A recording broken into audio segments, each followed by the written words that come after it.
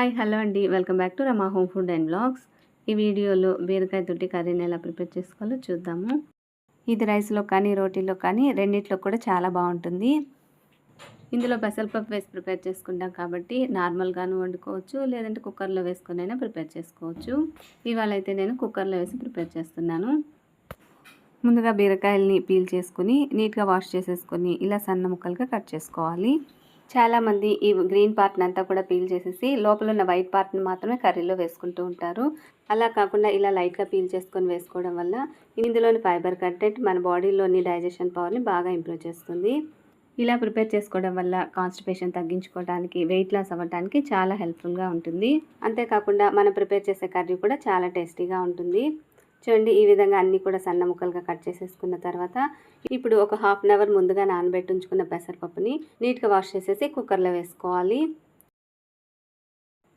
అందులో తగినన్ని నీళ్లు కూడా పోసుకొని కొంచెం పసుపు, అలానే పచ్చిమిర్చి, ఎండుమిర్చి కూడా వేసేసుకోవాలి. వీటితో పాటుగా సన్నగా కట్ చేసుకున్న బీరకాయ, అలానే ఒక 5-6 టమాటాలు కూడా సన్నగా కట్ చేసేసుకొని వేసుకొని కొంచెం వాటర్ని కూడా యాడ్ చేసుకొని స్టవ్ మీద పెట్టి 5-6 విజిల్స్ వచ్చే వరకు ఉడికించుకుంటే సరిపోతుంది. చూడండి, చక్కగా ఉడికిపోయింది. ఇప్పుడు ఇందులోకి రుచికి సరిపడా ఉప్పును వేసుకొని స్మాషర్ తోటి స్మాష్ చేసుకొని తిరగమాత పెట్టుకుంటే రెడీ అయిపోతుంది.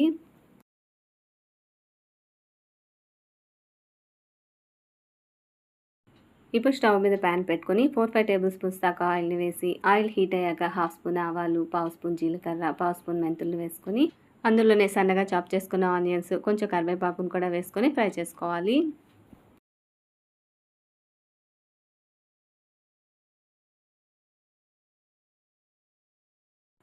చూడండి, ఆనియన్స్ కూడా ఫ్రై అయిపోయాయి. ఈ విధంగా ఫ్రై అయిన తర్వాత ఇప్పుడు స్మాష్ చేసి పెట్టుకున్న బీరకాయ పప్పుని ఇందులో వేసేసుకొని ఒకసారి బాగా మిక్స్ చేసేసుకొని ఇప్పుడు ఇందులోకి నానబెట్టుకున్న చింతపండు పులుసుని లైట్గా వేసుకోవాలి. మరీ ఎక్కువ పులుపు లేకుండా లైట్గా వేసుకుంటే టేస్ట్ బాగుంటుంది. ఇలా వేసేసుకున్న తర్వాత ఒకసారి మిక్స్ చేసేసుకొని టేస్ట్ చెక్ చేసుకొని ఉప్పు కారం అడ్జస్ట్ చేసుకోవాలి. ఇందులో పచ్చిమిర్చి వేసినా కూడా ఇలా లైట్గా కారం వేసుకోవడం వల్ల కలర్ కానీ టేస్ట్ కానీ చాలా బాగుంటుంది. ఇంతేనండి, ఒక 5 మినిట్స్ ఉడికించుకుంటే బీరకాయ పప్పు రెడీ అయిపోతుంది. ఫైనల్గా కొత్తిమీర వేసేసుకొని పైన ఇలా కారం చల్లేసి ఒక 5 మినిట్స్ అలానే వదిలేసేయండి. ఇలా వదిలేయడం వల్ల చూడటానికి కానీ తినడానికి కానీ చాలా టేస్టీగా ఉంటుంది. మీరు రోటీ చేసుకున్నప్పుడు కూడా ఇలా ట్రై చేసి చూడండి, చాలా టేస్టీగా ఉంటుంది.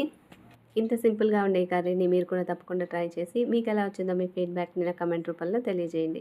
వీడియో నచ్చితే లైక్ చేసి ఫ్రెండ్స్కి, రిలేటివ్స్కి షేర్ చేయండి. అలానే మన ఛానల్ని సబ్స్క్రైబ్ చేసుకొని పక్కనే ఉన్న బెల్ ఐకాన్ని క్లిక్ చేయండి. Thanks for watching.